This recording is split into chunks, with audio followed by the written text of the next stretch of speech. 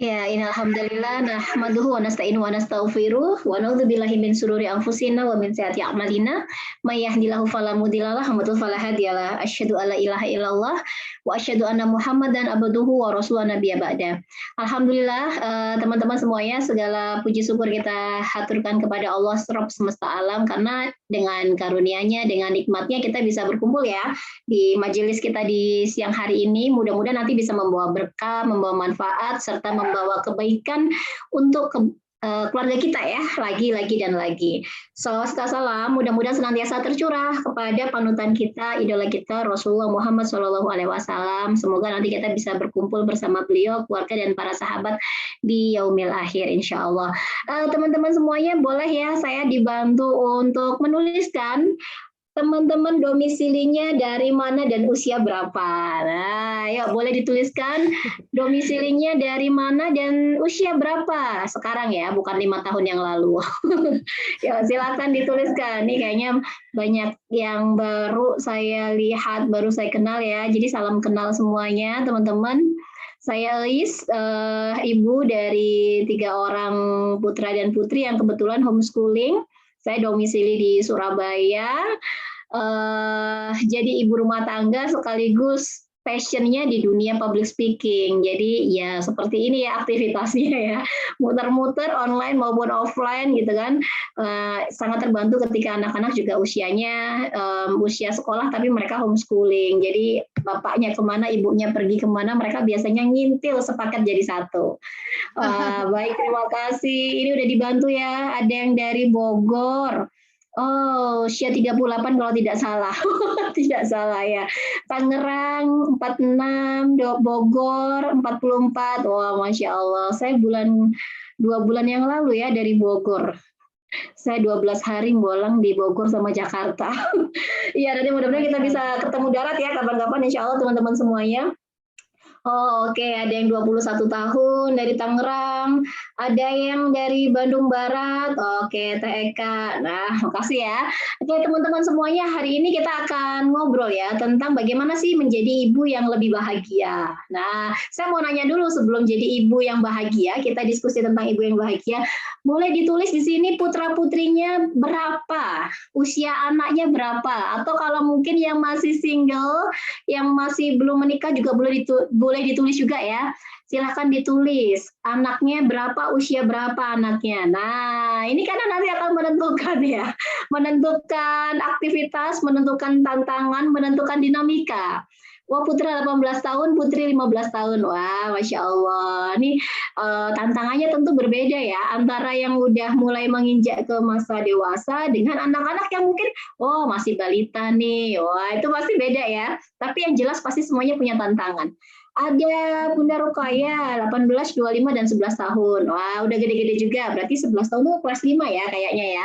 Yang lain? Oke, 22, 20, 10, dan 15. Oh ya, oke. Yang lain kita tunggu satu lagi ya. Berarti ini usianya udah lumayan gede-gede ya anak-anaknya. Oke, satu lagi kita tunggu. Berapakah usia putra-putri bunda-bunda semuanya? 15 salah tulis jadi 25. Oh iya, nggak apa-apa ya.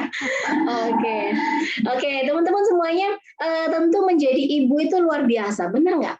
Tantangan menjadi seorang bunda itu nggak receh, nggak ecek-ecek gitu ya. Bahkan ketika ada yang bilang, pekerjaanmu apa? Oh, aku nggak kerja, cuma di rumah aja jadi ibu rumah tangga. Halo, jangan salah. Jadi ibu rumah tangga itu juga udah sesuatu banget, bener nggak sih? Kita juga jadi koki, jadi menteri keuangan, jadi guru les, juga jadi nurse buat anak-anak dan keluarga kita, bener nggak? Sebenarnya juga tantangannya nggak kalah besar gitu. Dan ketika kita berbicara tentang tantangan, ketika kita berbicara tentang dinamika, rentan rentan tuh berarti apa ya? Beresiko ya, cukup beresiko para ibu ini mengalami stagnan, mengalami kejenuhan, mengalami kebosanan, iya atau enggak? Silakan tulis. Ayo. Pernah nggak mengalami fase-fase ya ampun, bangun pagi melakukan A, B, C, D, E, F, G, besok bangun pagi melakukan A, B, C, D, E, F, G, bangun lagi A, B, C, D, E, F, G, ampun hidupku gini-gini amat sih, gitu, iya? Pernah atau sering? Ayo curhat, daily rutin, iya kan? berasa kayak udah kayak bahkan seperti robot gitu ya, ngerasa nggak? Bahkan seperti robot gitu, kayak otomatis jalan sendiri gitu. Feel-nya kurang greget, feel-nya kurang dapet. Dan ini mau nggak mau ya, mempengaruhi tentang kadar bahagianya seorang ibu, betul nggak? Saya tuh kemarin sempat lihat di Reels ya, saya lupa ya nggak sempat download ya. Di Reels itu ada suara anak kecil gitu kan. Jadi ibu kata mamaku itu gampang kok gitu, gampang nangisnya, gampang sebelnya, gampang marahnya, bener nggak? Wah ini curhat nih emaknya yang punya Reels ya. Iya, karena memang tantangannya seorang ibu begitu. Nah ini tantangan buat kita, bagaimana kita bisa menjadi perempuan yang lebih bahagia, menjadi ibu yang lebih ceria ketika di rumah, karena seringkali kita dapatkan ada seorang ibu yang dia itu ke anaknya orang sabar, tapi ke anak sendiri mudah marah, gampang ngamuk kalau orang Jawa bilang. Benar, ketemu yang kayak gini. Kalau sama anaknya orang lain ngomongnya halus, iya kakak dari mana? Tapi kalau sama anak sendiri lupa itu, kadang-kadang nadanya naik 10 oktav. Ada Reels juga tuh, saya suka nontonin Reels gitu yang lucu-lucu ya. Ada Reels juga gitu. Mohon perhatian Bapak Ibu para tetangga saya, jika Anda mendengar saya berteriak kepada putra-putri saya saat di rumah dan teriakannya sudah nyampe ke rumah Anda semua, mohon dimaklumi karena sebelumnya saya sudah melakukan 3, 4, 5 kali teguran, panggilan, tapi tidak diabaikan, tidak dihiraukan, makanya suaranya naik 10 oktav. Sampai ada Reels bikin klarifikasi kayak gitu loh. Bener nggak? Ini sesuatu banget gitu. Kadang memang ketika anak-anak dipanggil ya, kakak, yuk kak tolong bunda. Wah anaknya lagi sibuk ngapain, bener nggak? Nggak direken, kalau bahasa Jawa nggak dihiraukan gitu. Terus dipanggil lagi kakak, wah masih asik tuh dengan aktivitasnya. Kakak, mulai naik ya, masih asik juga nggak menghiraukan bundanya manggil, baru naik 10 oktav. Kakak, gitu. Ada yang kayak gitu, banyak ya. Mungkin kita tidak sendiri karena pasangannya, temennya, wah ini banyak banget. Nah ini gimana caranya nih agar kita bisa menjadi ibu yang lebih sabar, menjadi ibu yang lebih bahagia. Kenapa sih Bun kita tuh harus ngomong jadi ibu yang lebih bahagia? Bunda-bunda pernah nggak? Misalnya nih ya, misalnya pas lagi nongkrong, lagi acara pengajian, lagi acara arisan, pokoknya ngumpul lah sesama emak-emak. Terus tiba-tiba ada yang datang terlambat gitu.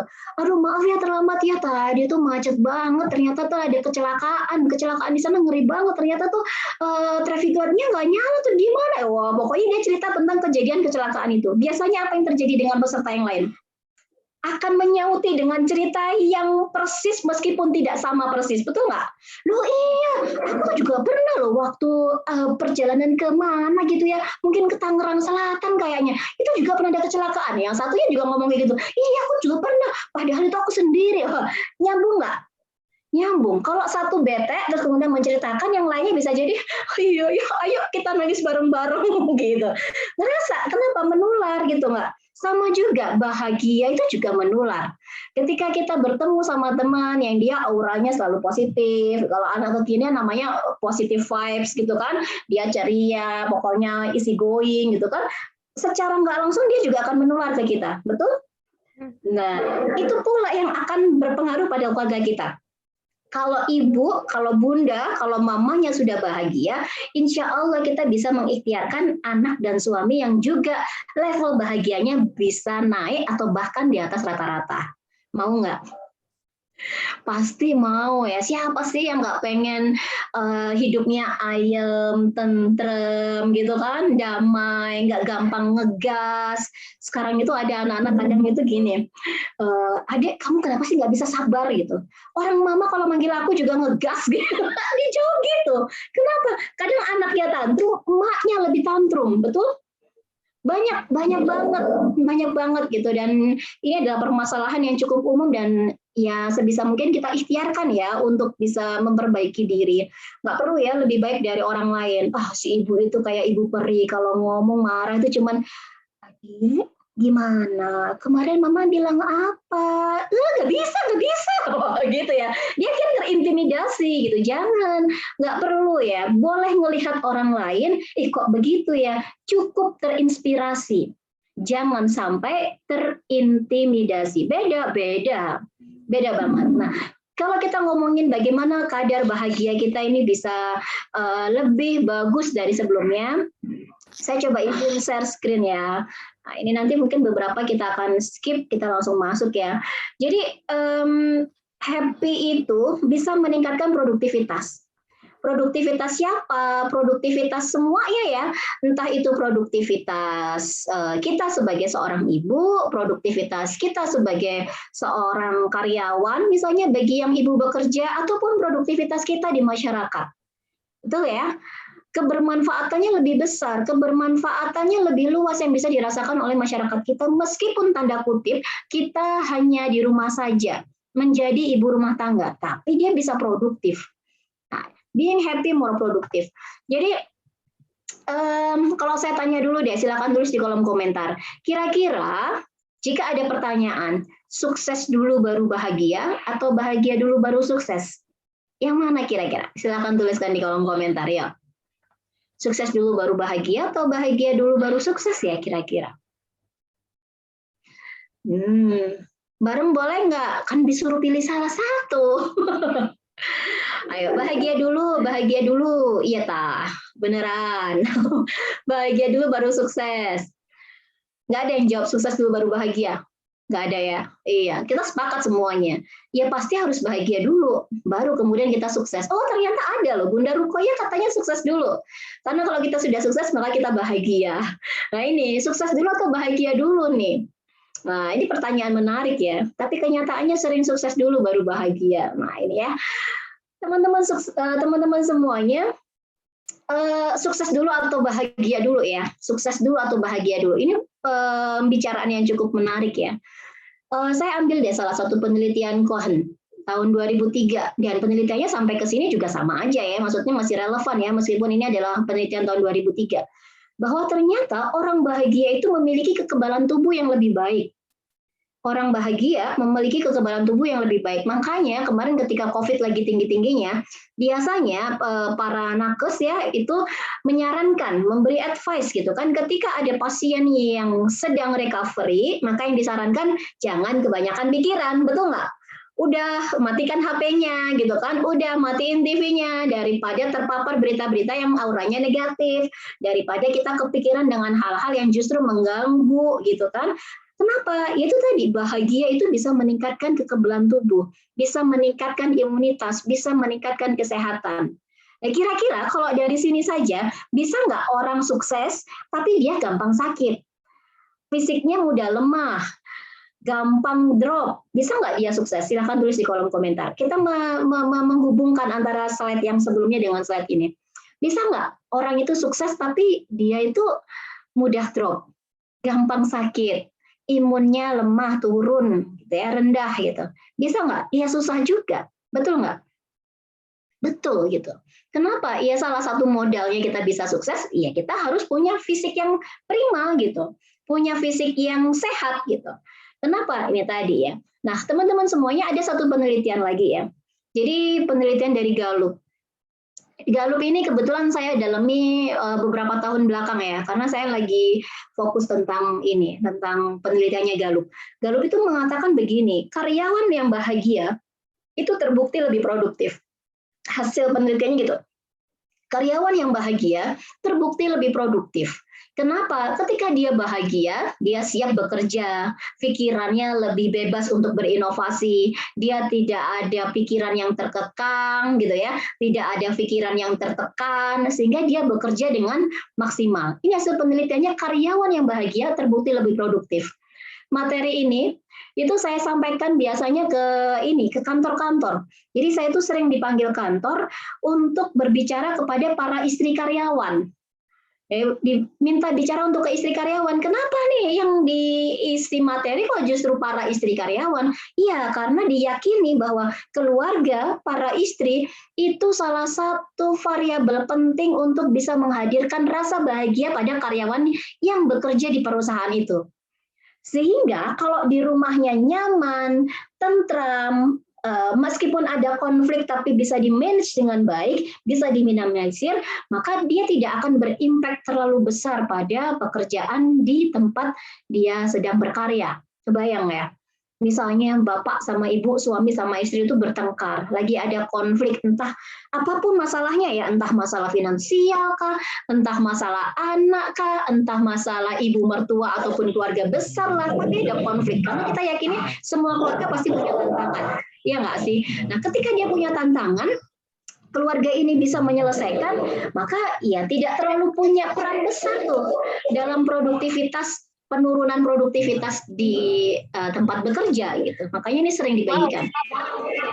Saya juga pernah ya diminta sama, kebetulan waktu itu klien training saya BPJS di Jawa Timur, yang waktu Zoom, acara Zoom itu yang hadir adalah HRD dari 200 instansi, HRD dari 200 perusahaan. Jadi yang datang ini para HRD mewakili perusahaan masing-masing.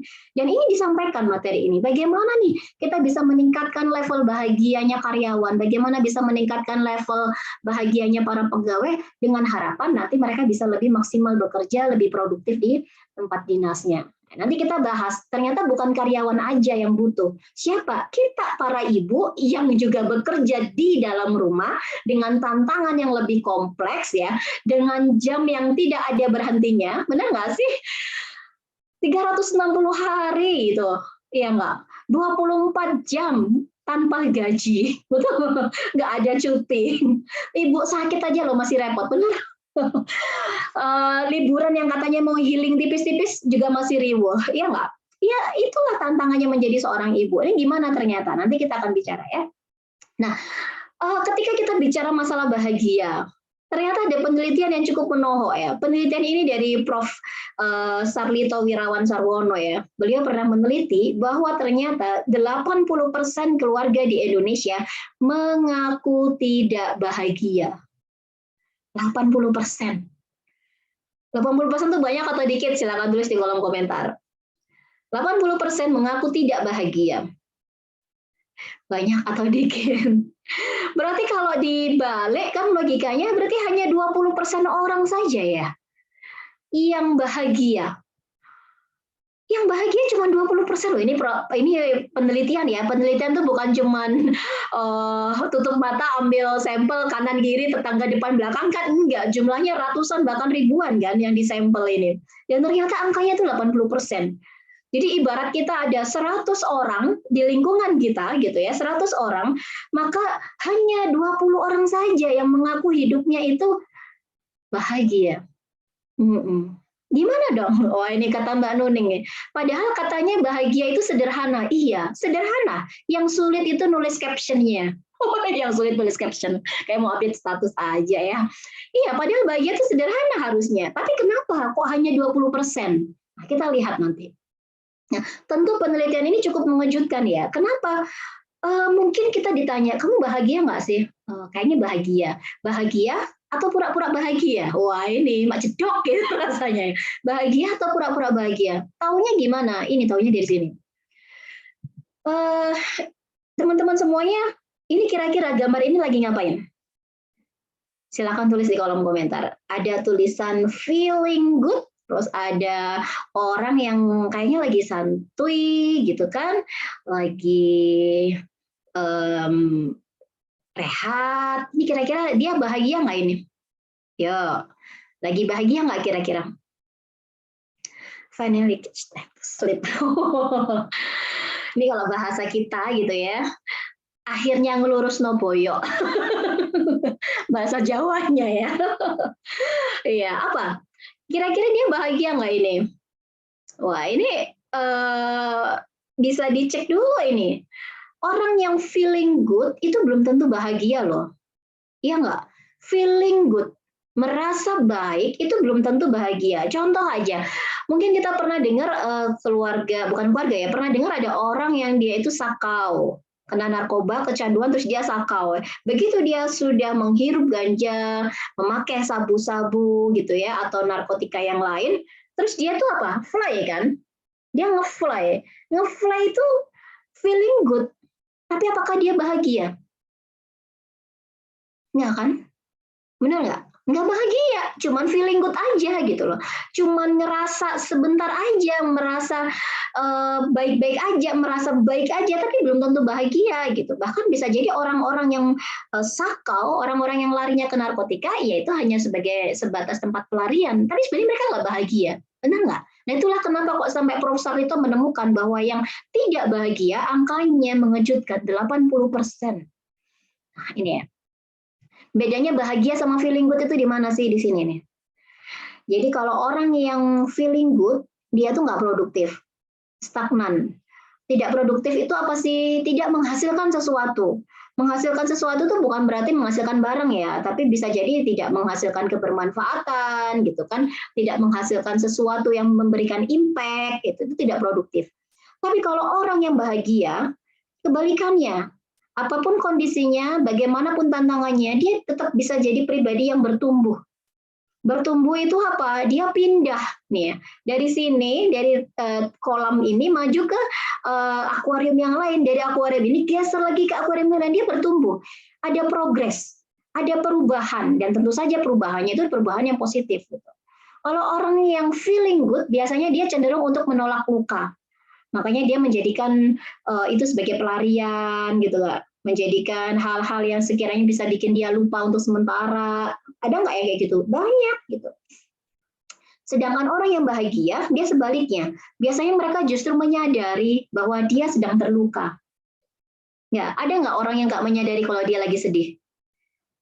Ada, gitu. Nggak menyadari kalau dia tuh lagi sedih. Dan biasanya ada juga orang yang sudah menyadari gitu ya, alhamdulillah, kemudian akhirnya dia, oh ya, accepted ya, menerima. Udah menerima lebih enak nih. Dia bisa lebih mudah untuk bangkit, gampang untuk move on, gampang untuk berbenah. Kenapa? Ini dia zonanya zona di sini. Dan biasanya kalau di zona feeling good, biasanya dia suka mengeluh sama realita. Ah ya ampun nih, cuman segini aja ternyata gitu. Ah ya ampun nih pandemi bikin aku mager aja di rumah nggak bisa ngapa-ngapain ya. Itu biasanya dia mengeluh gitu. Tapi biasanya kalau orang yang di zona bahagia, meskipun tantangannya sama-sama kena pandemi, stay at home-nya juga sama, tapi dia bisa beradaptasi dengan kondisi.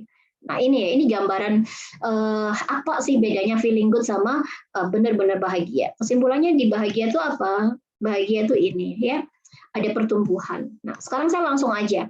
Gimana caranya biar kita sebagai seorang istri, mungkin bagi yang teman-teman di sini juga bekerja gitu kan, kita juga ada di wilayah yang sebagai seorang ibu, kita bisa meningkatkan level bahagia. Ini kalau saya pribadi ya, dari saya pribadi itu begini. Jadi yang pertama, agar kita being happy, more produktif itu, yang pertama adalah tahu apa kekuatan kita, apa bakat kita. Apa sih talent kita? Talent itu apa sih? Talent itu bakat kan? Bakat itu potensi yang udah Allah kasih, potensi yang udah Allah install dalam setiap pribadi manusia, yang itu harusnya bisa menjadikannya sesuatu. Dan dia bisa berbuat sesuatu. Itu talent. Itu bakat gitu. Kenapa kok saya ngomongnya justru talent yang pertama? Kebetulan saya punya kelas mengenal bakat ya. Jadi klien saya macam-macam ya, ada yang anak SMA mau penjurusan, biasanya dia tanya ya, Bu Ais ini kira-kira saya cocoknya di jurusan apa, biasanya begitu, itu klien yang anak-anak SMA. Ada juga yang kita tuh klien yang orang dewasa gitu. Ada yang udah kerja, bahkan beliau dokter spesialis, gitu, psikolog, kemudian ada lagi yang sewu ya, apa namanya pengusaha gitu, dan macam-macam latar belakangnya. Mereka bertanya, ini kira-kira aku cocok nggak ya? Apakah memang bakatku di sini? Ada satu yang menarik ketika saya mendapatkan satu orang klien, beliau itu seorang bapak-bapak yang mungkin usianya sekitar 39-40 tahun. Beliau lulusan dari, nggak apa-apa ya disebut sebagai contoh saja ya, beliau lulusan dari STAN gitu kan, penempatan, kemudian beliau di dinas di kantor pajak gitu, di salah satu kota. Beliau udah punya jabatan yang bagus, posisinya juga udah bagus, karirnya itu udah cemerlang, gajinya juga ya lumayan besar gitu kan. Tapi ketika beliau datang ke saya, beliau ngomong kayak gini, Bu Ais, saya tuh seperti yang dikatakan sama Bu Ais loh. Apa Pak? Saya tuh kalau setiap hari Senin Bu, saya berangkat ke kantor, itu sambil menghela nafas dalam, panjang. Ya kerja lagi, gitu. Hari Selasa, saya ngerasa sama Bu. Ya, berangkat lagi kerja. Ya udahlah, nggak apa-apalah ibadah, cari maisha buat anak istri. Tapi ya udahlah, itu kan beda dengan yes berangkat. Beda nggak? Beda banget gitu. Hari Rabu gitu juga, Bu. Hari Kamis saya juga mengeluh, ya berat nih, tapi gimana, emang udah kewajiban. Hari Jumat saya baru semangat. Saya juga kaget dong, kenapa Pak kalau hari Jumat semangat? Iya Bu, soalnya besok libur, makanya hari ini saya semangat. Semangatnya karena besok libur, bayangkan. Dan ketika oke Pak, sekarang kita cek ya. Kita koreksi sama-sama. Kita lihat bareng-bareng. Bapak kerjanya di mana? Di kantor pajak. SOP-nya apa? Job description-nya apa? Saya seorang ini apa namanya auditor pajak. Tahu ya auditor? Jadi ngaudit keuangan kan? Nah, auditor pajak itu kira-kira butuh keahlian apa? Butuh bakat yang gimana? Waktu itu kita bahas, oh Bapak itu butuh keahlian atau bakat A, B, C, D, E. Kita apa ya istilahnya?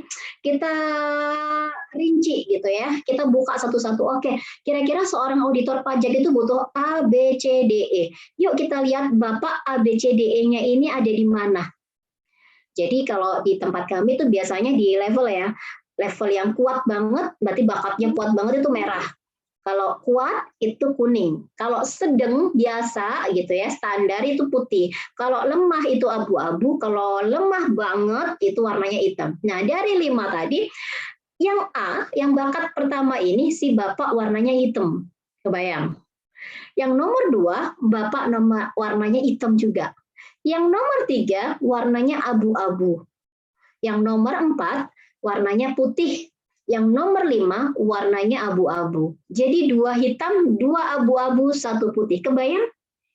Dan ketika sudah begini, bapaknya manggut-manggut. Oh, pantesan ya, Bu, saya nggak semangat kalau berangkat ke kantor. Karena ternyata bakat-bakat potensinya itu lemah dalam dirinya. Lalu beliau nanya, berarti gimana dong, Bu? Saya resign aja ya. Loh, jangan Pak. Saya meskipun memandu bakat bukan orang yang suka ngomporin untuk resign, apalagi bapak-bapak yang udah berumah tangga. Entar anak istrinya gimana dong? Kalau mau resign kan juga harus ada persiapan. Jangan langsung bim salabim seperti balikin telapak tangan. Terus gimana dong, Bu? Coba kita cek. Bapak yang kuat itu apa? Bakatnya di mana? Setelah kita cek dari bakat-bakat yang kuat, yang warna merah sama warna kuning, akhirnya saya rekomendasikan Bapak ini cocoknya jadi edukator. Pernah dengar edukator? Silakan tulis di kolom komentar. Edukator itu kira-kira pekerjaannya apa? Atau profesi apa? Profesi apa saja yang ada unsur edukatornya? Yuk, tulis yuk. Profesi apa saja yang ada unsur edukatornya? Wah, ini kita sambil mikir-mikir lagi gitu ya. Apa ya? Oh, Nyonya Far, motivator, oke itu benar. Guru itu juga edukator, yang lain dosen, betul. Nah, ini kan seputar profesi-profesi yang ada kaitannya sama edukator, sama pendidik. Beliau nanya, Ustadz ya, Ustadz itu pendidik juga, trainer benar, pendidik, speaker, ya bisa juga ya, nanti tergantung dia public speakernya di bidang apa gitu ya. Nah, edukator, beliau waktu itu ngomong gini, ya udah Bunda Ais, aku tak keluar aja ya dari kantor pajak, saya tak ngelamar aja di kampus jadi dosen gitu. Tunggu dulu Pak, saya nggak nyaranin Anda untuk segera resign. Coba kita cek, Bapak itu sudah punya karir bagus di kantor pajak. Silahkan dicek ada tidak di kantor pajak yang job description-nya itu adalah menjadi seorang edukator. Yang peran yang dilakukan dalam pekerjaan di kantor pajak adalah edukator. Bapaknya mikir dan tersenyum. Oh ada Bu, apa? Menjadi konsultan pajak. Kebayang? Yang satunya auditor pajak, jadi mengaudit, mengevaluasi, men-screening, itu kan wilayah-wilayah yang mikir banget, teliti banget kan.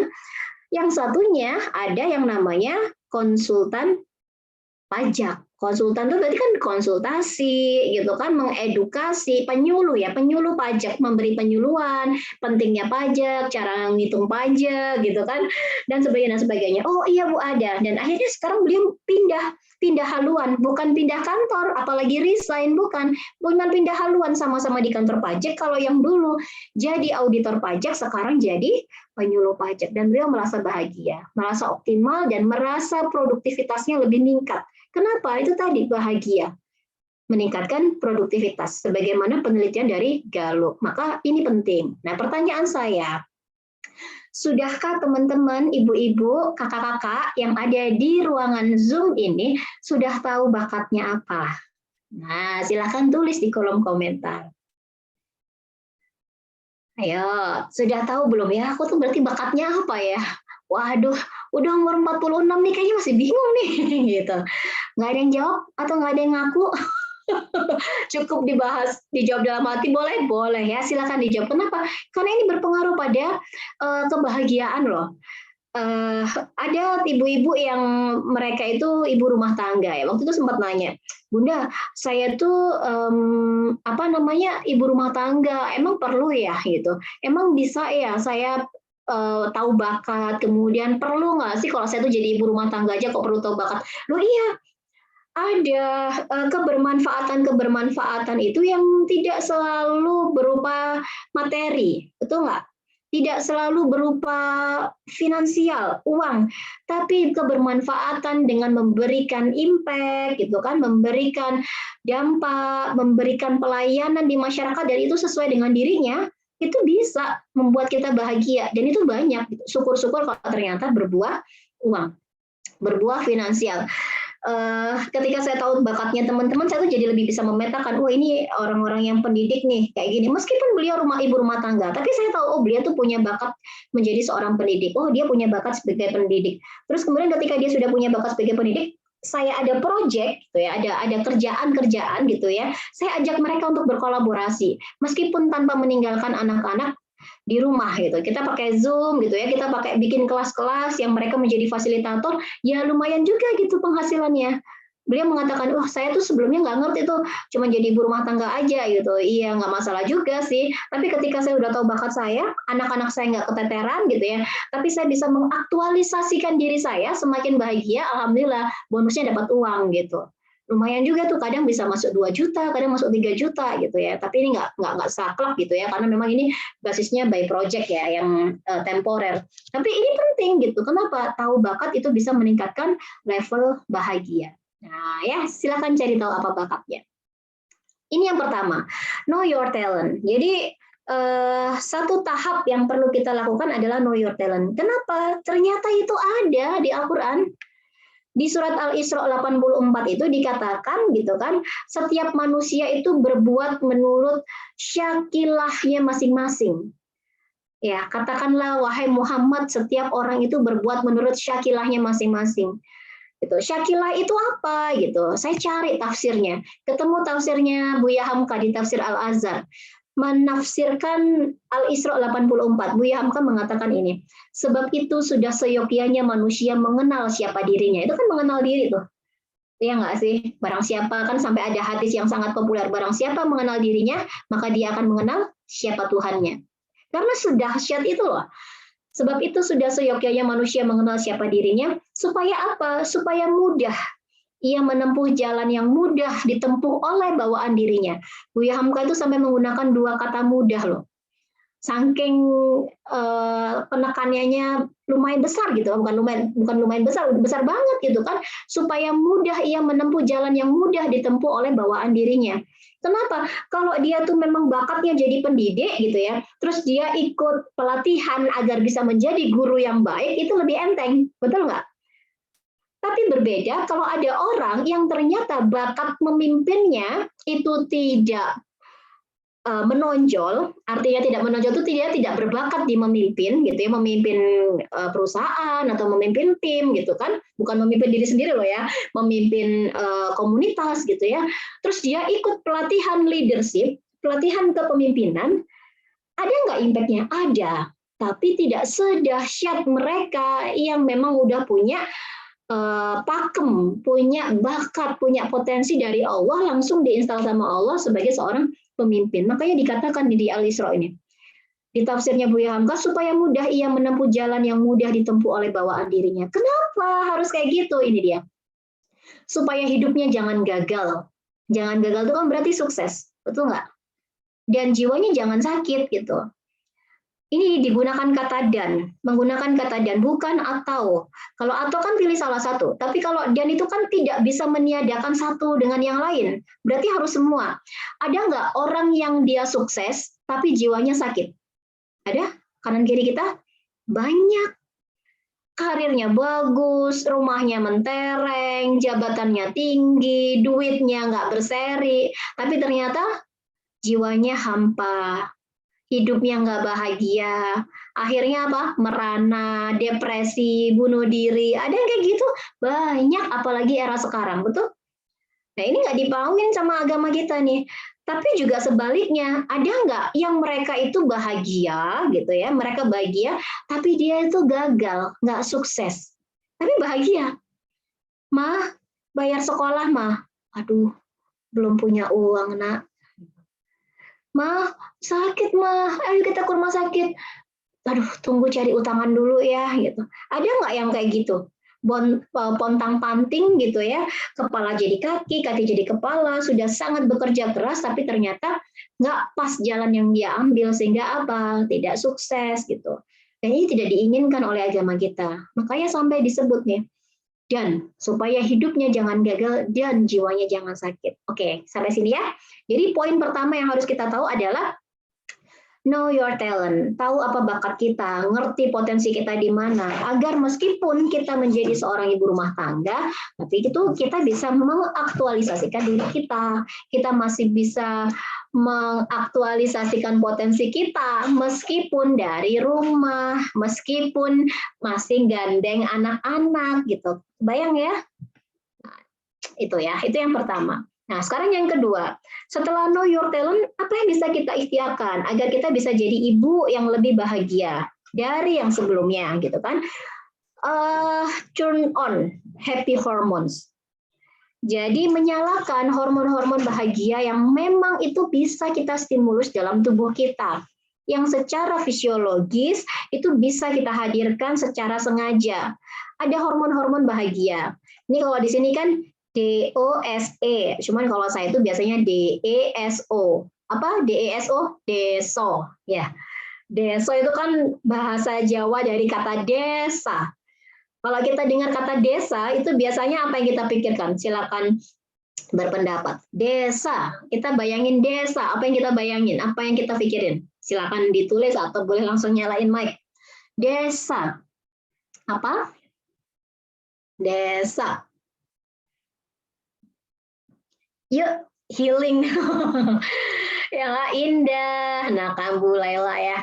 Tenang, nyaman, no macet gitu kan, waktu yang lebih lama. Sejuk ya kan?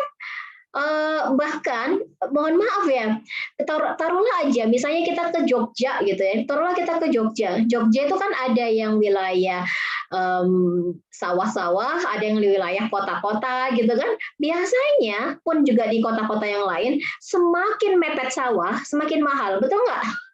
Yang view-nya langsung ke ijo-ijo, ke ladang, ke sawah itu biasanya lebih mahal. Iya, kenapa? Ya karena memang itu sudah sesuatu yang jarang ditemui gitu. Makanya saya biasanya suka mengingatnya deso. Nah, apa aja sih deso? Hormonnya apa aja ini ya? Kita nanti belajar bareng-bareng kemudian ikhtiarkan sama-sama. Yang pertama adalah hormon D, dopamin. Dopamin itu apa? Dopamin itu juga hormon bahagia. Salah satu hormon bahagia yang dia bakal muncul ketika mendapatkan stimulus berupa apresiasi.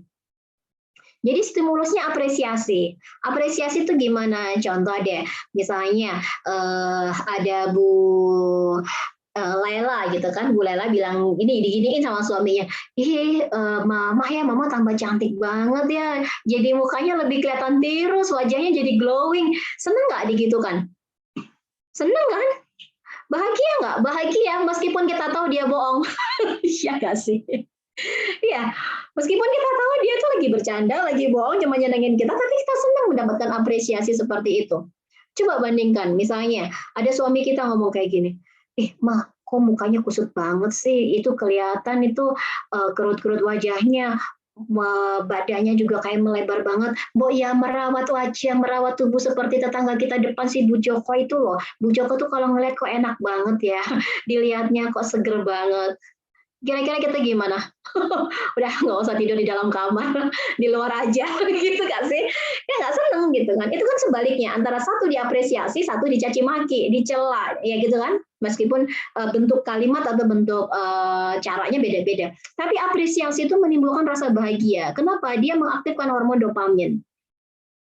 Jadi sering-seringlah memberi apresiasi, memberi apresiasi. Kalau suami gitu ya kelihatannya suntuk, diapresiasi aja. Meskipun kadang-kadang kita agak gombal-gombal bohong-bohong dikit ya, tapi jangan kebangetan gitu ya. Papa, perutmu six pack, padahal perutnya 6 month. Ya kan kelihatan banget gitu kan. Maksudnya, keren banget ya bisa gitu ya. Allah habis potong rambut ya. Kalah ini bapak-bapak nih wajahnya masih gantengan suami aku. Itu apresiasi gitu. Ketika kita memuji orang, itu juga bisa memunculkan dopamin kita. Terus kalau misalnya anaknya gampang marah, suka ngegas gitu ya, dia sering cemberut, ini dikasih apresiasi aja Melus. Dihantam terus dengan apresiasi. Kayak gitu ya. Jadi terus gimana? Kapan kita diapresiasi? Kan kita nggak bisa ya, nggak bisa nunggu orang untuk mengapresiasi kita. Bu Joko itu aku Mbak. Iya ya, anu ya Bu, seger ya dipandang mata ya, Bu Joko. Iya. Nah, kita kan nggak bisa ya memaksa orang untuk mengapresiasi diri kita. Kita nggak bisa menuntut orang lain untuk mengapresiasi diri kita. Terus gimana? Apa yang bisa kita lakukan? Apresiasi diri sendiri. Ini seringkali kita lupa lakukan sebagai seorang perempuan. Jangan lupa mengapresiasi diri sendiri. Apa yang diapresiasi? Whatever, suka-suka, terserah gue kan gitu. Kalau saya misalnya, wah kalau saya udah nyelesain deadline gitu kan, wah saya akan apresiasi diri saya. Kalau saya misalnya kemarin biasanya sehari marahnya, misalnya ya kita sehari marahnya 5 kali misalnya. 1 minggu ini kita latihan untuk mengurangi marah, berhasil tuh mengurangi dari 5 menjadi 3 kali marah dalam 1 hari. Apresiasi gitu. Sekecil apapun progres yang sudah kita lakukan, layak untuk dirayakan, perlu untuk diapresiasi, meskipun yang mengapresiasi adalah bukan orang lain, kita doang gitu, kita sendiri gitu. Pernah kayak gitu? Perlu. Diapresiasi dengan cara apa gitu? Kalau saya, apresiasinya saya itu biasanya saya beli es krim. Terserah ya, teman-teman terserah pakai apa. Kalau saya sih es krim. Es krimnya pun juga bukan es krim yang sembarangan gitu, bukan es krim yang asal comot. Kalau saya pribadi sejak saya masih bujang, something special gitu. Jika ada momen-momen yang berharga, apresiasi-apresiasi buat diri saya biasanya beli es krim Walls yang heart. Tahu nggak sih? Es krim heart yang bentuknya hati gitu kan, di luarnya itu ada coklat kerasnya, terus di dalam itu ada 3 warna ya, strawberry, vanilla sama coklat. Wah, itu murah itu, nggak sampai 10.000, tapi itu dopaminnya luar biasa buat saya gitu. Nanti bunda-bunda apresiasinya gimana? Terserah gitu ya. Mau apresiasi dengan nongkrong silakan, mau apresiasi dengan makan boleh, mau apresiasi dengan mengepang rambut monggo silakan. Intinya temukan apa yang bisa membuat diri kita merasa berharga dengan apresiasi yang sudah kita lakukan secara mandiri. Itu ya. Nah, oke. Dopamin. Berikutnya apa? DE. Nah, E-nya apa? E-nya adalah endorfin. Wah, bisa ya mani-pedi? Boleh banget. Ya, nanti ini ada kaitannya nih sama hormon yang kedua tuh. Hormon yang kedua itu apa? Endorfin. Bunda pernah tahu morfin ya? Morfin itu kan kalau digunakan tidak pada tempatnya dia masuk narkotika ya. Benar ya, dia bisa memabukkan gitu.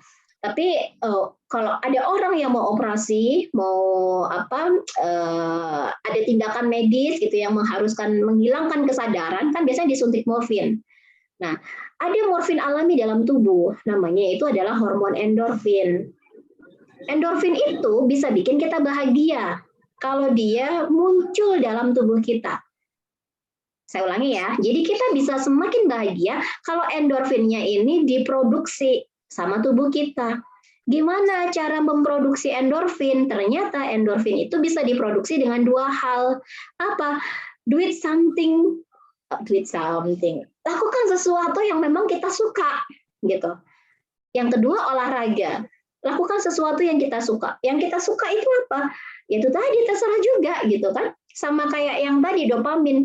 dopaminnya pengen melakukan sesuatu yang kita suka. Kalau saya makan es krim, wah, itu bisa dopamin, bisa endorfin.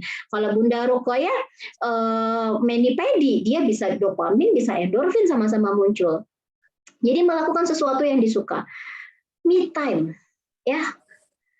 Punya me time nggak, teman-teman di sini? Kalau nggak punya me time, saya sarankan me time. Meskipun cuma 2 minggu sekali, meskipun hanya 2 jam dalam 1 minggu gitu, usahakan me time. Kalau bisa sih jangan 2 minggu lah ya, seminggu sekali kalau bisa tuh usahakan me time. Me time-nya ngapain Bun? Terserah gitu. Ada yang me time-nya baca buku, terserah. Ada yang me time-nya nonton drakor, ya silahkan. Tapi drakornya juga hati-hati pilihannya ya. Nanti yang ditonton layangan putus. Bukan jadi me time malah jadi ikut emosi, kan nggak baik juga itu ya, karena bacaan, lagu, cerita itu menular, betul nggak? Kayak saya tadi bilang tuh loh, bahagia menular. Satu cerita tentang kecelakaan, yang lain pada ikut cerita kecelakaan. Kalau yang satunya mengeluh, yang lain juga ikut kerasa aura negatifnya. Makanya kalau milih lagu, milih cerita itu juga sesuaiin gitu ya. Nah, ada yang me time-nya itu, saya punya temen ya, dia itu ini layangan putus itu apa? Main layangan terus putus. Layangan putus tuh lagi viral yang tempo hari itu ya, kejadian ada pelapor dan sebagainya lah. Saya nggak ngerti lah, nggak bisa menceritakan detail ya. Nanti silakan dicari aja sendiri. Itu cukup viral tempo hari. Kok tempo hari beberapa waktu yang lalu. Nah, teman-teman semuanya melakukan sesuatu yang disuka itu benar-benar ini ya disarankan. Ada bentuknya juga macam-macam. Ada saya punya teman tuh yang dia tuh memang IT ya, dia orang-orang informatika gitu, kuliahnya dulu informatika. Ditanya, kamu kalau me time ngapain? Ini perempuan ya. Kamu kalau me time ngapain? Coding. Ya ampun, coding me time. Aku bisa pingsan kalau ngoding. Saya tuh gitu. Kenapa? Iya beda gitu kan. Ada teman saya sekarang dia lagi posisinya di Jepang ya, karena suaminya lagi ambil program doktoral di sana. Dia bilang, saya tanya, Mbak, kamu me time-nya ngapain? Aku tuh me time-nya gampang, Mbak. Ngapain? Anak-anak tidur, nyalain kompor, masak Indomie goreng, kasih potongan cabai, plus ceplok telur, makan tanpa ada gangguan dari anak-anak. Itu udah me time buat aku. Dia sekarang lagi di Jepang. Iya, sesederhana itu, iya sederhana itu gitu. Hanya dengan sepiring mie goreng gitu. Me time, kalau saya me time-nya apa? Me time saya nanti ada kaitannya sama yang kedua tuh. Me time-nya olahraga. Kenapa sih Bun harus me time? Saya tuh pernah nulis status ya di Facebook. Sudah berteman belum ya sama saya di Facebook? Yang belum berteman boleh ya, nanti kita berteman. Saya tuliskan Facebook saya. Oh ya, Facebook saya ya namanya kayak gitulah, Ais Kurniawati. Ya, ada gambarnya. Cari aja ya Ais Kurniawati. Saya yang profilnya pakai ini ya, pakai topi nggak kelihatan mukanya. Kemarin waktu habis dari Nusa Penida saya pasang foto di situ. IG-nya Bunda Farisa, Bunda Ais Kurniawati. Saya jarang main IG ya, saya jamaah Facebook. Nah, ketika saya nulis di Facebook, waktu itu sempat rame ya. Follower saya kurang lebih 10.800 lah. Waktu itu sempat rame. Ada yang gini, Bu Ais, kenapa sih kita me time? Kenapa ya? Aku tuh kalau me time tuh berasa kayak merasa bersalah gitu loh, ninggalin anak, ninggalin suami gitu kan, buat senang-senang sendiri, kayak tuh merasa bersalah gitu. Jangan merasa bersalah, sudut pandang kita yang perlunya dibenerin. Kenapa? Teman-teman pernah tahu ini ya, Little McQueen ya, filmnya Cars tuh, Little McQueen. Nah, itu kan si ini ya, McQueen itu, si McQueen itu kan dia tuh harusnya tuh berhenti di pit stop. Tahu kan kalau berapa kali putaran harusnya berhenti di pit stop untuk apa? Untuk dikencengin bautnya, untuk dicek remnya sama timnya. Nah, itu Little McQueen itu dia nggak mau berhenti. Kenapa? Dia mengasumsikan kalau aku berhenti menghabiskan waktu, udah aku kejar aja. Aku masih ngerasa bisa, masih ngerasa sanggup. Apa yang terjadi? Beberapa meter sebelum garis finish, mobilnya soak, nggak bisa jalan, mogok, dan akhirnya dia kalah, tidak bisa menyelesaikan pertandingan. Apa hikmahnya? Sama kayak kita. Kalau kita ngerasa kita mampu, kita pede tanpa memberi waktu kita untuk istirahat, tanpa memberikan hak tubuh kita untuk rehat, pikiran kita untuk istirahat sejenak, ya nanti kayak Little McQueen gitu. Tiba-tiba udah drop itu aja. Makanya disarankan untuk ini ya, untuk me time. Kebetulan 6 tahun ini saya tuh belajar tentang neuroparenting, pengasuhan yang berbasis otak. Pengasuhan yang berbasis otak. Ketika saya belajar pengasuhan berbasis otak, waktu itu ini ya, jadi kalau kita punya apa ya namanya, bolpen gini ini kayak misalnya ini jungkat-jungkit ya, kelihatan nggak? Ini misalnya jungkat-jungkit. Nah, di sini itu ada bagian otak ya, namanya amigdala. Yang di sebelah sini bagian otak yang namanya prefrontal cortex. Nah, prefrontal cortex itu dia kayak jungkat-jungkit sama amigdala.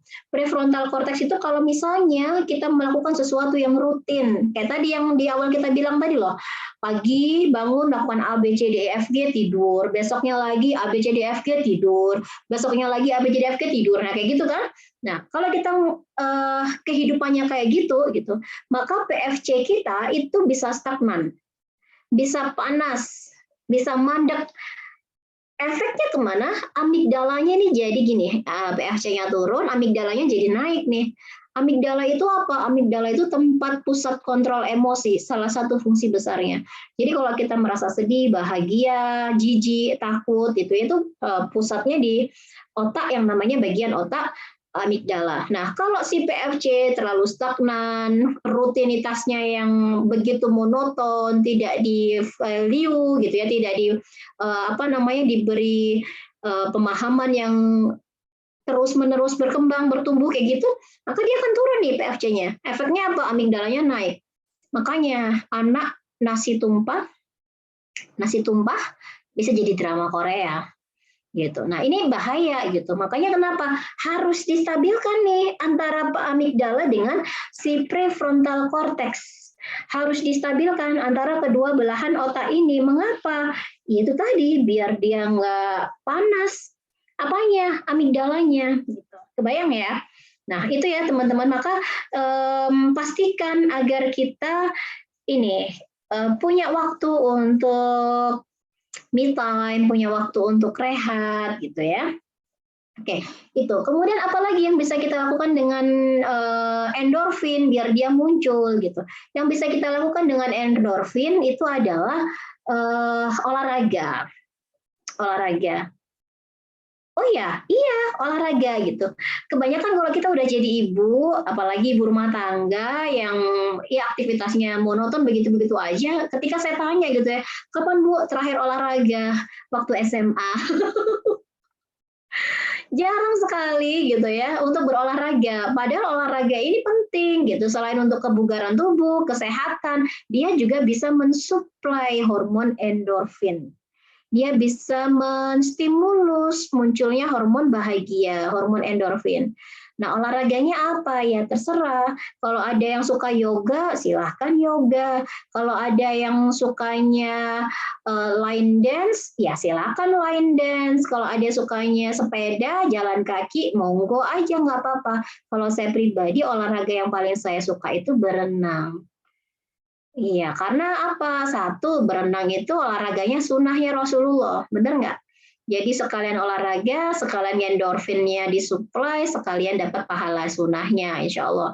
Terus saya tuh suka berenang, kenapa? Karena berenang itu adalah olahraga yang meskipun kita capek, meskipun effortnya besar, tapi tidak berkeringat. Kenapa? Di dalam air, ya nggak sih? Tetap adem gitu. Jadi bisa gitu ya olahraga gitu. Sudah pada bisa olahraga belum? Silahkan tulis di kolom komentar. Berolahraga. Sudah pada bisa berenang belum? Ayo, olahraga. Belum? Belum pada bisa berenang? Oh ya, nanti ikut ya. Saya tuh punya komunitas, namanya komunitas Muslimah Swimming Squad. Komunitas Muslimah Swimming Squad. Apa sih komunitas Muslimah Swimming Squad itu? Saya bikinnya tahun 2019 ya. Nah ini ya, Muslimah Swimming Squad. Saya ganti. Nah, komunitas Muslimah Swimming Squad itu saya bikinnya tahun 2019 karena saya suka berenang. Waktu itu saya menyadari, kenapa ya banyak perempuan yang pada nggak bisa berenang, banyak muslimah yang nggak bisa berenang. Padahal berenang itu sunnahnya Rasulullah, bikin sehat, bisa me time-nya emak-emak gitu kan. Akhirnya saya izin sama suami saya, ayah boleh nggak kalau aku ngajar berenang ibu-ibu, aku nggak menarik biaya, yang penting mereka bisa sudah bayarnya pakai doa aja. Yang penting aku juga nggak tekor biaya tiket masuk gitu. Akhirnya suami saya mengizinkan. Dan waktu itu saya woro-woro ke Facebook, ayo siapa yang mau saya ajarin renang, sini yuk saya temenin belajar renang, nggak usah bayar, nanti kalian bayar tiketnya aja, tiketku juga tak bayar uangku sendiri gitu. Qadarullah hari pertama itu 7 orang yang datang, dan 7-7-nya dari yang tidak bisa berenang, alhamdulillah dengan izin Allah 1 jam langsung bisa berenang. Gaya dada, kita ada metode. Akhirnya yang di Surabaya Timur mau, Surabaya Barat mau, Surabaya Selatan mau, yang di Sidoarjo mau. Akhirnya saya bikin woro-woro lagi. Nggak mungkin kan saya datang ke semuanya gitu. Akhirnya saya woro-woro lagi. Siapa yang mau jadi pelatih renang kayak saya? Saya ajari gimana Anda bisa berenang dan gimana caranya Anda bisa mengajar berenang. Syaratnya cuma satu, Anda nggak boleh dibayar. Karena kita dalam rangka siar olahraga sunnahnya Rasulullah. Alhamdulillah dulu yang hanya saya seorang di Surabaya bagian timur, 1 bulan itu paling bisa ngajar maksimal 40 orang ya. 1 bulan tuh maksimal 40 orang. Kalau 2 bulan kan berarti cuma 80 orang ya. Tapi alhamdulillah dengan bergabungnya teman-teman relawan pelatih, 2 bulan, kalau saya 80 orang, maka saat itu 2 bulan kita udah ngajar 1.600 orang. 1.600 muslimah. Dari yang awalnya nggak bisa renang, jadi bisa renang. Dari yang awalnya emak-emak ini biasa menjadi pasukan penjaga tas di pinggir kolam, sekarang bahkan ngajari suami dan anak-anaknya untuk bisa berenang. Masya Allah itu ya, jadi luar biasa itu. Dan itu berawal dari mana? Dari me time. Me time saya olahraga. Dan akhirnya apa? Endorfinnya muncul, dopaminnya muncul gitu. Dulu saya sendirian 1 orang. Sekarang Muslim Squad ada di lebih dari 35 kota di Indonesia. Bogor ada.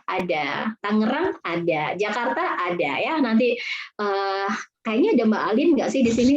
Nanti coba deh tanya Mbak Alin. Mbak Alin tuh salah satu pelatih kita di Tangerang. Jakarta juga ya. Jadi bisa ikut gitu ya, silakan banget karena itu bisa buat bikin endorfin kita terstimulus. Me time kumpul sama emak-emak gitu ya. Sampai saya tuh kalau ketemu sama ibu-ibu yang lagi berenang tuh melihat mereka tertawa lepas gitu kan, melihat mereka lagi bahagia. Ini mama ya lupa cucian piring ya. Yuk, me time gitu. Itu bahagia banget, endorfinnya keluar banyak tuh. Gitu ya, jadi morfin alami tubuh. Oke ya, 1 dopamin, 2 endorfin. Nanti yang mau belajar renang boleh ya, nanti kita kasih link ya, nanti bisa langsung belajar ke tempat terdekat yang Muslim Squad ada di sana. Kita terjauh ada di Sumatera, di Jambi. Oke, dopamin sudah, endorfin 2. Ya sudah, yang ketiga apa? Yang ketiga itu serotonin. Hormonnya hormon serotonin. Hormon serotonin itu apa? Ada yang mengistilahkan dia itu hormon pencernaan karena memang 90% itu ditemukan di dalam usus gitu. 90% hormon serotonin itu ditemukan dalam usus gitu. Nah, apa yang bisa kita lakukan untuk memunculkan hormon serotonin? Ada beberapa hal. Yang pertama adalah ini ya, mensuplai makanan-makanan tertentu, mengkonsumsi beberapa makanan-makanan khusus. Khusus itu berarti benar-benar kita sengaja makan ini agar apa? Itu tadi ya, hormon serotoninnya jadi terstimulus. Makanan apa nih? Kayak gini contohnya, alpukat ya, kemudian telur, ada lagi kacang, terus coklat gitu ya. Kacangnya kacang apa? Terserah ya. Kayaknya semua jenis kacang itu bisa masuk ada hormon serotoninnya. Kalau saya sih lebih seneng ini ya, tahu kacang edamame ya? Nah, kalau saya belanja biasanya beli edamame. Kenapa? Ya, saya lebih senang aja, apalagi yang salt ya, yang gurih itu. Dibandingkan kacang tanah kayak gini, saya lebih senang yang kacang edamame. Nah, mungkin teman-teman beda. Oh, Bunda aku nggak suka edamame, terlalu lembek. Saya sukanya kacang kedelai atau kacang rebus, ya boleh aja. Dia mengandung serotonin juga, gitu ya. Terus kemudian contoh lagi tuh kayak yang ini ya, anggur. Nah, anggur tuh juga bisa mengandung serotonin. Kalau ini suami saya tuh sampai paham ya. Jadi kalau saya mukanya udah tertekuk gitu ya, kayaknya saya lagi capek, lagi bete gitu ya, kan ada fase-fase gitu ya, apalagi kalau kita lagi haid gitu, menstruasi gitu kan. Itu biasanya suami saya tiba-tiba udah pulang gitu dia bawa anggur. Anggur yang mana? Ya suka-suka aja, tergantung sukanya. Kalau saya sih anggur yang merah gitu. Anggur yang hijau bisa, anggur merah boleh, yang hitam lokal nggak masalah gitu. Oke ya. Jadi ini sengaja kita konsumsi. sengaja kita konsumsi. Berikutnya, kalau tadi mengkonsumsi makanan, serotonin itu juga bisa terstimulus dengan mencium bau-bauan tertentu. Nah, bau-bauan apa? Ini salah satunya ini, kopi. Aroma kopi itu dalam sebuah penelitian, dia bisa menurunkan kadar stres seorang manusia. Jadi menurunkan kadar stres. Jadi kopi, meskipun kita bukan orang yang suka minum kopi, gitu, tapi nggak ada salahnya kita menyiapkan kopi bubuk untuk ditaruh di pojokan, atau ya udahlah nggak usah kopi bubuk, aromaterapi aja yang baunya adalah bau kopi. Bahkan di mobil pun juga sudah ada ya pengharum mobil yang aromanya kopi. Nah ini bisa kita ikhtiarkan. Jadi oh ya kita bisa hadirkan secara sengaja gitu aroma kopi di rumah kita, gitu ya. Ada lagi selain aroma kopi, saya mau nanya ibu-ibu di sini kalau ngepel lantai atau ngebersihin lantai kamar mandi, aromanya pakai aroma apa? Silakan tulis di kolom komentar. Yo, pakai aroma apa? Untuk apa namanya cairan pembersih lantainya atau cairan pembersih kamar mandinya kan biasanya ada aromanya tuh ya. Nah, ada aroma lavender, ada aroma strawberry, apel. Nah, ibu-ibu pakai apa? Boleh ditulis di kolom komentar. Sereh, oke. Yang lain? Wipol, Wipol tuh banyak juga ya. Wipol ada macam-macam ya, lavender ada. Wipol tuh kan mereknya ya. Pohon hutan, mawar, terus apa lagi? Pines ya. Pines itu salah satu yang direkomendasikan. Cemara. Jadi aroma pohon cemara, pinus atau pines itu ternyata juga bisa meningkatkan kadar stres. Jadi kalau saya untuk pembersih lantai, saya udah pakai pinus terus gitu, pakai Wipol, mereknya Wipol, tapi aromanya mana? Aromanya aroma pinus. Untuk yang mana? Untuk lantai sama untuk kamar mandi. Bahkan mohon maaf ya, kalau kita lagi kalau saya lagi mau buang hajat gitu kan, pasti kan butuh waktu ya menuntaskan itu. Nah itu biasanya saya begitu masuk, saya tuangin satu tutup botol ini cairan itu pinus, terus kemudian baru saya buang hajat. Kenapa? Ya karena agar saya bisa menghirup bau aroma pinusnya. Kenapa? Sambil menyelesaikan hajat, saya juga sambil mencium apa nih aroma pinusnya gitu. Atau kadang-kadang kalau saya iseng lagi mau mandi, sambil mandi saya tuangin dulu tuh, biar apa? Biar aromanya saya cium gitu. Termasuk ini juga apa namanya pengharum yang biasanya ditempel di lemari atau di kipas angin. Ini di sebelah saya ini ada pengharum kipas angin. Kipas anginnya pengharumnya pakai Glade ya, iya Glade. Nah, Glade-nya apa? Aromanya aroma pinus, ya nggak jauh-jauh dari pinus. Kenapa? Ada penelitian juga yang dia bisa mengurangi kadar stres, sehingga dia juga bisa memunculkan hormon serotonin. Tuh ya, jadi mengkonsumsi makanan tertentu, menyium aroma tertentu, gitu kan. Kemudian apalagi? Nah ini yang terakhir. Serotonin itu sangat efektif disentuh dengan apa? Happiness is giving. Jadi dengan memberi, dengan berbagi apa? Apapun yang kita miliki gitu. Apapun yang bisa kita kasih. Kalau kita punya duit, nggak apa-apa bagi duit. Kalau kita punya keahlian, berbagi keahlian. Keahlian apa? Keahlian mijet, ya udah mijet aja gitu kan. Lagi nongkrong sama teman, sini aku pijetinnya kepala kamu ya. Ini pusing ya. Nah, gitu, udah nggak apa-apa, itu berbagi kan. Atau misalnya teman-teman di sini pinter desain Canva ya. Pinter desain Canva, kok lagi Hikari lagi ada acara nih, udah aku aja yang desainin, ini kan giving, iya nggak sih? Atau misalnya, oh besok lagi mau ada acara di masjid nih, oh, acara apa? Tahun Baru Islam, wah ini kayaknya biar semarak kita hias ya masjidnya ya, kita kasih hiasan-hiasan biar lebih semarak ya. Udah aku kan suka itu bikin kerajinan tangan, aku aja yang bikin hiasan-hiasannya, ini giving. Dan happiness gitu, rasa bahagia itu sebanding dengan apa yang bisa kita kasih kepada orang lain gitu ya. Makanya banyak-banyak ya berbagi apa, apapun yang bisa kita bagi, tidak harus uang ya gitu. Acara ini gitu ya, teman-teman punya satu insight gitu ya, tulis aja di Facebook, tulis aja di Instagram, tulis aja jadi status story WA, bisa nggak? Giving nggak ini? Giving itu. Iya nggak sih? Itu berbagi. Karena kita nggak tahu kadang dari mana, bagian mana, dari mana kita bisa mendapatkan hidayah itu kan Allah yang tahu ya. Saya tuh kemarin sempat lost contact sama tetangga saya waktu zaman saya kecil, lama sekali, belasan tahun saya nggak kontak sama dia. Tiba-tiba kita ketemu di satu grup, loh kamu kan yang ini, iya ketemu. Terus dia bilang, Mbak tahu nggak sih, aku tuh waktu Mbak pindah, jadi setelah tahun berapa tuh saya pindah gitu, makanya saya lost contact. Setelah Mbak pindah itu nggak lama itu saya pakai jilbab loh. Oh ya kah? Iya. Mbak tahu nggak kenapa saya pakai jilbab?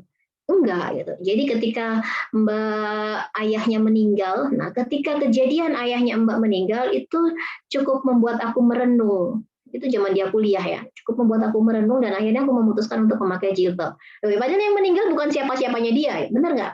Tapi ini memberikan dampak, memberikan hikmah, memberikan ibroh gitu. Nah, siapa tahu dengan membaca status-status kita gitu kan, membaca postingan-postingan kita, ini bisa menjadi sesuatu buat orang lain gitu. Kalau galau disimpan aja sendiri ya. Ya kan? Galau simpan aja sendiri. Nanti kalau ada yang insightful gitu kan, ada yang sirahnya apa namanya bisa dibaca dan membuat orang lain semakin baik, ya walaupun kita nggak tahu siapa gitu. Bunda, aku posting tapi yang nge-like dikit. Allah, pahala mah nggak ngelihat berapa banyak yang nge-like, berapa banyak yang nge-share, betul nggak sih? Iya nggak? Like, share itu kan hitungan manusia gitu kan, tapi hitungan Allah kan beda, benar nggak? Dan ada juga kan orang yang terinspirasi tapi dia nggak nge-like, cuma baca doang. Buktinya apa? Kadang yang viewernya banyak, tapi likersnya dikit gitu. Tapi ada orang yang ngelihat, oh dia sesuatu gitu ya, ya udah insya Allah dapat TikTok gitu ya, bukan cuma buat joget-jogetan aja kan, bisa jadi ternyata ada edukasi dan sebagainya. Udah kayak gitu ya. Jadi ini serotonin semuanya. Jadi serotonin itu ada tiga. Satu, mengkonsumsi makanan tertentu.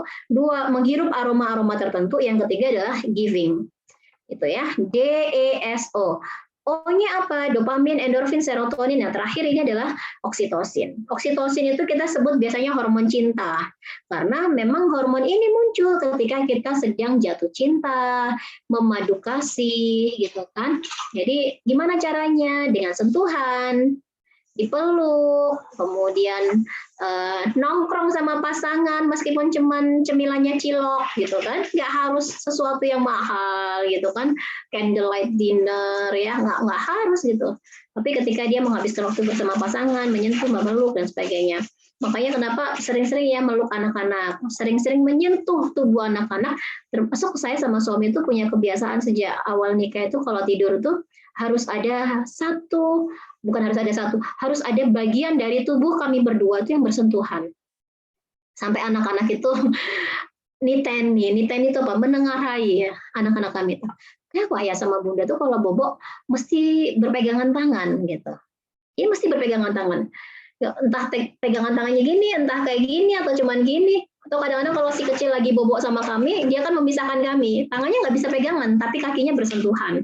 Nah ini dia bisa meningkatkan hormon oksitosin, hormon cinta. Dan ini bisa meningkatkan level bahagia seorang perempuan dan manusia pada umumnya. Jadi kayak gitu ya teman-teman. Jadi turn on happy hormone. Jadi oksitosin itu dengan membangun relationship juga gitu ya. Oke, insya Allah itu ya. Mungkin dari saya, anak-anak itu nggak butuh ibu yang sempurna ya. Karena memang nggak ada kan ibu yang sempurna. Tapi mereka jauh lebih butuh ibu yang bahagia dan sudah selesai dengan dirinya. Insya Allah itu ya, mudah-mudahan kita bisa berproses jadi ibu yang lebih rileks lagi, lebih bahagia lagi, biar anak-anak dan pasangan kita juga tumbuh dalam lingkungan yang lebih membahagiakan, lebih positif, dan kita bisa jadi pribadi yang lebih produktif. Insya Allah itu saya kembalikan kepada moderator, silakan.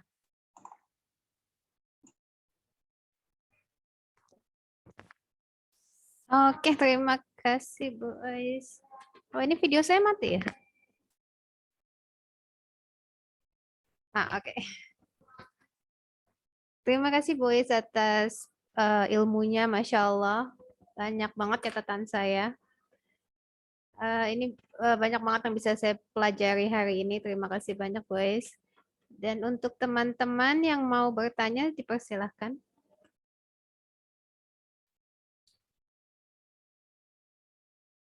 Oke, sambil nunggu teman-teman yang mungkin masih menulis pertanyaan di kolom chat, saya akan bacakan dulu yang sudah ada nih. Oke, untuk Bu Ais, bagaimana caranya bila mau ikut tes minat dan bakat dengan Bu Ais? Ya, Pertanyaan tes dari minat Bu. bakat ya nanti bisa ke ini ya, kemana ke admin saya ya. Nanti bisa ditanyakan program-program yang saat itu digelar karena memang tidak selalu dibuka ya. Jadi kita bikin kelas yang satu batch itu mungkin hanya 15 sampai 20 orang. Nanti bisa menghubungi ke admin saya. Sebentar lagi saya tuliskan nomornya di situ ya. Oke, oke.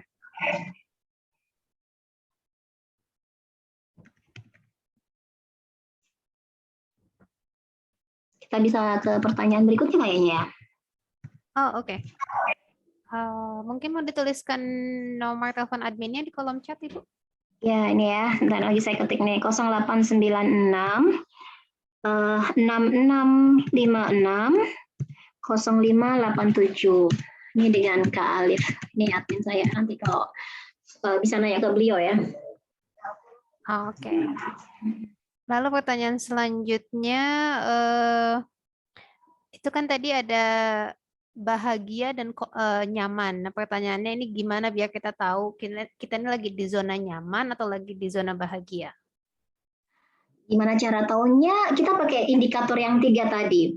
Kalau yang nyaman berarti apa? Dia tidak bertumbuh. Berarti dia stagnan tuh, nggak kemana-mana gitu. Kalau jadi ibu, ya gitu aja terus gitu.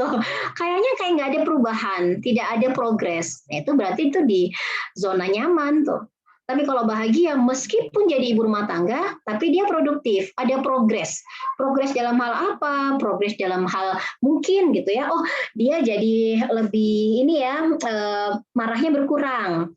Oh, dia jadi lebih bisa mengasah potensinya. Dia mungkin ada orang yang cerewet ya. Ada orang yang cerewet, oh jadi lebih tersalurkan nih cerewetnya gitu. Nggak cuma buat ngomelin anak doang gitu, tapi dia bisa bikin podcast misalnya. Bisa bikin rekaman misalnya yang kemudian di-share gitu kan, ya itu bisa.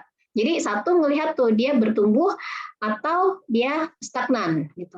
Yang kedua, kita lihat dari ininya ya, apa namanya luka. Kalau orang yang di zona nyaman biasanya dia cenderung menolak luka. Bahkan dia mengalihkan kalau dia sedang terluka. Ya nggak sih, pura-pura bahagia lah gitu kan. Apa namanya, tidak menyadari, tidak mengakui bahwa aku ini sedang punya masalah gitu. Tapi kalau orang yang bahagia, dia mau gitu, mau apa? Mau menerima lukanya gitu. It's okay to be not okay, betul nggak? Nggak apa-apa kok kalau kamu lagi nggak apa-apa gitu kan. Nggak apa-apa kalau kamu lagi nggak baik-baik saja. Nah, itu tandanya dia, oh dia bukan di zona yang ini nih, tapi di zona yang bahagia gitu. Harapannya apa? Dia sudah tahu kalau dia sedang tidak baik-baik saja, kemudian dia semakin aware untuk apa? Untuk bisa memperbaiki dirinya, untuk mengantar dirinya, untuk memandu dirinya agar bisa menjadi lebih baik gitu ya. Karena ada orang yang nggak menyadari dia tuh butuh pertolongan, ya nggak? Dia tidak menyadari kalau dia itu sedang butuh bantuan. Itu juga ada yang seperti itu. Termasuk dalam hal pengasuhan ya. Ada orang yang ngasuhnya ini dapat catatan dari orang lain, tapi buat dia enggak, everything is okay for me gitu dalam kacamata dia gitu. Padahal kalau kacamata orang lain kayaknya ada yang perlu dibenahi dan itu bukan 1, 2, 3 orang yang menasehati gitu sehingga dia tertutup nih dengan informasi gitu kan. Itu hati-hati juga ya. Kemudian yang ketiga, tandanya apa? Itu tadi ya, apa namanya, yang satunya produktif gitu, yang satunya enggak gitu. Nah ini yang perlu kita gali bersama-sama ya. Jadi kan ada 3 tadi ya. Kalau orang yang tidak bahagia, tidak produktif, yang nyaman gitu ya, tidak produktif. Saya share lagi aja ya. Yang ketiga tadi mengeluhkan realita, yang satunya adalah ini, dia menerima realita, beradaptasi ini ya. Nah ini, jadi ini indikator-indikatornya begitu. Sudah menjawab ya, mudah-mudahan. Oke, sepertinya itu saja 2 pertanyaan yang masuk ke kita. Terima kasih banyak, Bu Is, atas waktunya. Kayaknya ada Sama-sama. meeting lain ini ya, kalau nggak salah di 2.30. Iya, Oke deh, terima kasih. Dan saya sebagai MC, saya mohon maaf bila ada kesalahan. Yang salah itu datangnya dari saya, yang benar hanya dari Allah. Mari kita tutup acara hari ini dengan membaca Subhanakallahumma wa bihamdika asyhadu an la ilaha illa anta astaghfiruka wa atubu ilaik. Terima kasih semuanya yang sudah hadir. Assalamualaikum warahmatullahi wabarakatuh. Waalaikumsalam warahmatullahi wabarakatuh. Saya pamit ya. Ya, Bu Is, Assalamualaikum. terima kasih. Waalaikumsalam warahmatullahi wabarakatuh.